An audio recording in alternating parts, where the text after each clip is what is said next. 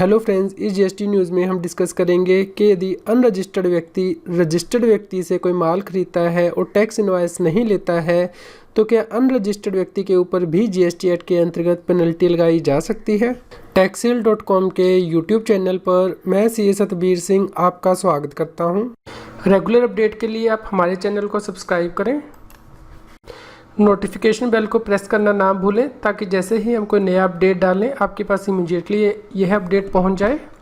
क्या friends, unregistered व्यक्ति के ऊपर भी पेनल्टी लगाई जा सकती है? यदि हाँ तो कितनी? इसके लिए हम एक कंसेप्ट समझ लेते हैं। मान लीजिए mister X, an unregistered person under GST, purchases the goods supplied by mister Y who is a registered person without receiving a tax invoice from Mr. Y and thus help in tax evasion by Mr. Y. What disciplinary action may be taken by tax authority to curb such type of cases and on whom? Suppose in the above case, disciplinary action is taken against Mr. X and an ad hoc penalty of ₹20,000 is imposed by issue of show cause notice without describing contravention for which penalty is going to be imposed and without mentioning the provision under which penalty is going to be imposed.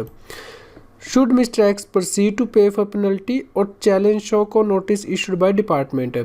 Friends, इस case में यदि mister x unregistered व्यक्ति goods को purchase करता है बिना tax invoice के तो पेनल्टी किसके ऊपर लगेगी? क्या जो व्यक्ति सेल कर रहा है उसके ऊपर, या जो व्यक्ति परचेज कर रहा है, या फिर दोनों के ऊपर? सपोज मिस्टर एक्स के ऊपर पेनल्टी लगाई जाती है तो इस केस में मिस्टर एक्स क्या कर सकता है? यदि जो शो को नोटिस इशू किया गया है उसमें सेक्शन नहीं मेंशन किया गया किस सेक्शन के अंतर्गत पेनल्टी लगाई गई है।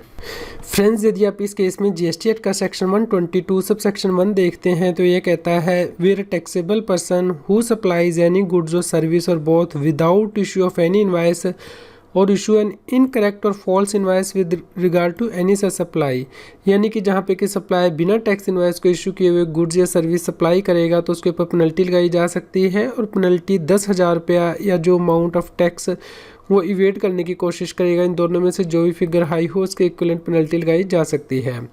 इसके अलावा फ्रेंड्स, यहाँ पे ही सब सेक्शन 3 दिया गया है जो कि कहता है एनी पर्सन हु एड और abets any of the offences specified in close 1 to 21 of sub section 1 जो कि यहाँ पे दिए गए हैं, और receives or is in any way concerned with the supply of or in any other manner deal with any supply of service which he knows or he has reason to believe are in contravention of any provision of the act or the rule made thereunder। यानी कि यदि कोई व्यक्ति tax को चोरी करने में मदद करेगा तो उसके ऊपर भी पेनल्टी लगाई जा सकती है। इस प्रकार अनरजिस्टर्ड व्यक्ति जो कि बिना टैक्स इनवॉइस के सामान खरीदेगा रजिस्टर्ड व्यक्ति से उसके ऊपर भी पेनल्टी लगाई जा सकती है और ये पेनल्टी 25,000 रुपये तक लगाई जा सकती है। फ्रेंड्स, इस केस में दोनों ही मिस्टर एक्स और मिस्टर वाई ऑफेंडर माने जाएंगे जीएसटी एक्ट के अंतर्गत। मिस्टर एक्स यानी कि अनरजिस्टर्ड व्यक्ति जो बिना टैक्स इनवॉइस के गुड्स खरीदेगा या सर्विस लेगा उसके ऊपर पेनल्टी लगाई जा सकती है सेक्शन 122 सब सेक्शन 3 के अंतर्गत जो कि 25,000 रुपये तक हो सकती है, और मिस्टर वाई के ऊपर पेनल्टी लगाई जा सकती है सेक्शन 122 सब सेक्शन 1 के अंतर्गत जो कि हायर ऑफ द फॉलोइंग होगी, यानी कि 10,000 रुपये या फिर जो टैक्स अमाउंट को चोरी करने की कोशिश की गई है उसके इक्विवेलेंट। लेकिन यह पेनल्टी लगाने से पहले कुछ जनरल डिसिप्लिन है जो कि ध्यान रखने होंगे जीएसटी ऑफिसर को, जैसे कि जूरिस्प्रूडेंस का प्रिंसिपल ऑफ नेचुरल जस्टिस और इंटरनेशनल ट्रेड एंड एग्रीमेंट्स।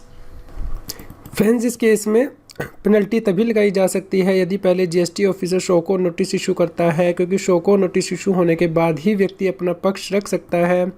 इसके अलावा पेनल्टी लगाने से पहले ये देखा जाएगा कि केस के फैक्ट और सर्कमस्टेंस क्या है, और जितना ज़्यादा ब्रीच होगा प्रोविजंस का उतनी बड़ी पेनल्टी लगाई जा सकती है। किस प्रकार का ब्रीच व्यक्ति ने किया है यह भी ऑर्डर में मेंशन करना ज़रूरी है जीएसटी ऑफिसर के लिए। इसके अलावा किस सेक्शन के अंतर्गत पेनल्टी लगाई गई है यह भी ऑर्डर में मेंशन करना ज़रूरी है। इस केस में जो शो को नोटिस इशू किया गया है मिस्टर एक्स को, उसमें सेक्शन नहीं मेंशन किया गया कि किस सेक्शन के अंतर्गत पेनल्टी लगाई गई है, इसलिए इस शो को नोटिस को मिस्टर एक्स यानी कि अनरजिस्टर्ड व्यक्ति के द्वारा चैलेंज किया जा सकता है।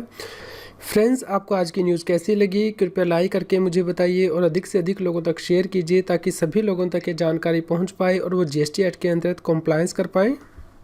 फ्रेंड्स, अब आप मेरे channel C S Satbir Singh की मेंबरशिप को ज्वाइन कर सकते हैं, जिससे कि जो एक्सक्लूसिव वीडियोज़ हैं सिर्फ मेंबर्स के लिए, income tax, GST, finance, extra पर उन्हें रेफ़र कर सकते हैं। फ्रेंड्स, जिन लोगों ने C S Satbir Singh channel की मेंबरशिप ली है उनके लिए मेंबर्स ओनली वीडियो का लिंक इस न्यूज़ की वीडियो डिस्क्रिप्शन में भी दिया गया है और सेपरेट से प्लेलिस्ट भी दी गई है, आप वहां जाके ये वीडियो देख सकते हैं।